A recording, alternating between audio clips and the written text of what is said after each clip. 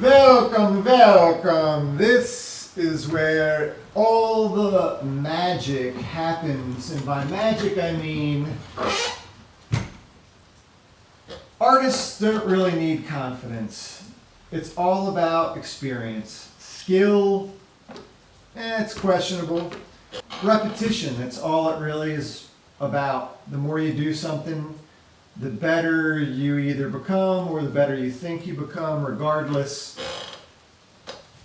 I don't go into a drawing thinking anything about confidence or, hey, I'm awesome, I can do this. All I'm thinking about when I conceive an idea is how do I execute, how do I put on paper whatever how do I put on paper exactly that which I see inside my brain. It's not easy because we are by our very natures faulty in so many ways. We aspire towards something godlike or heavenly. It's never going to happen, never going to reach that plane. Best advice I've ever received pertaining to artistic endeavors is finished is better than perfect. In order for the thing to just get done, to exercise that demon, get that monkey off your back, whatever stereotypical slur you want to raise from the dead, that's what you got to do. So improv is basically what it is, but it's also having an aesthetic before you actually sit down. Like some people call it a style. I like thick lines. I also like things not to get too cluttered up or feathery.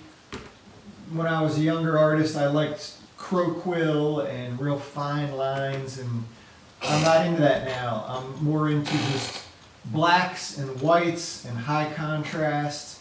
It's sort of refining things down to, imagine, it's more like, if you see the world as if you had blurred vision. I think that's a better way to try to capture things. I think the Impressionists were really onto something with that idea. So anyway, the one thing that inhibits and confounds artists who are artist wannabes or in art school, they get bummed out when they discover that they are not the only one and that the artistic universe does not revolve around their productivity. And so this massive depression usually causes them to go down the path of drug and alcohol addiction, of course. It can really screw up somebody who has just a billion gigawatts of potential. It can screw them up so bad, and they might never be able to get over that hurdle because they make the one grand mistake of comparing their stuff to everyone else's. And so they go to a museum, they get turned on to a specific artist or animator or painter or photographer or filmmaker, and next thing you know, they're like, I can never be that good. I suck.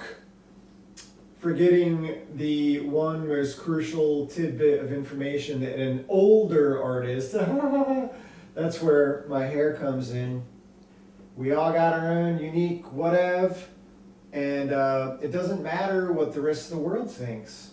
Judgments will hail down upon you, and I could care less. I'm a hack. I churn shit out fast and loose, sloppy, but I have reset to my default childlike configuration, which, by the way, is what Picasso, his entire existence, he would often repeat that if only he could paint like a 5-year-old again. Well, that's really the key. If we can throw ourselves back to that first day in kindergarten when the teacher allowed us to dip our fingers into paint and finger paint or bust out the sponges and really tap into something uninhibited. I mean, our mothers didn't allow that. Talking to you, people with mommy, daddy issues, you have to allow yourself to go with the flow. It's really a form of improv. Not beat yourself up over all the little mistakes and whatnot. It's like plowing forward. You're going for that one moment in time where you have created something that you absolutely adored and you loved. Like during any single entity's era of partying, there's that one epic night of partying that everybody remembers. And then you try for another 10, 20 years, burning the candle at both ends, burning yourself out, becoming a total derelict, trying to recapture that one magical night. Well, this is both inspiring and it's also a form of discouragement, but you got to recognize that that's why we get out of bed in the morning, is to try to redeem ourselves for all those failures, because the failures are going to far outweigh the successes. And as far as cartooning goes, I'm much more a fan of asymmetrical. An imperfect image really better captures verisimilitude. When we're talking about the way people delete photography from their cell phones, they're usually deleting all the pictures that are out of focus or where there's some kind of motion blur. They're deleting things that aren't symmetrically pretty or aesthetically pleasing to the eye, but I find the ones that are sort of capturing some moment of action far more valid and interesting. And so this is kind of the new paradigm. I'm chasing the tail of that aesthetic when it comes to cartooning. I like the Howard Hawks way.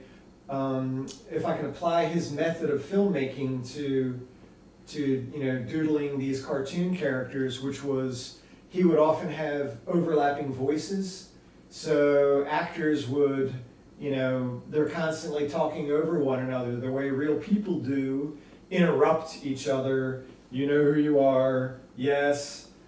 Not me. If I had gone into animation or film, there's no doubt in my mind that I would weigh 350 pounds now on a strict diet of vending machine food. So yeah, I opted to become a welder, then an electrician. I delivered pizza for many years. All these things have sort of helped me refine the things in my mind that I've wanted to do since I was a teenager. Now I've got a more worldly view of a lot of characters that were maybe cardboard cutout characters back in the day. I can better flesh them out now. So I use two types of ink, Sumi, Higgins, and then I'll thicken it up for the sake of a gravy-like viscosity with some black poster paint. Very, very rarely do I use erasers, except to hold down the corners of my crappy, when I say crappy, this is the cheapest you can get. Also found in any elementary school's art class, 18 by 24 construction paper. Guaranteed to rip if you do happen to attempt to erase something, which is why I recommend against these little rubber. They smell good. Thank y'all for coming. You can go out the back, out the front, or jump out the window. And we'll catch you on the flip side next time.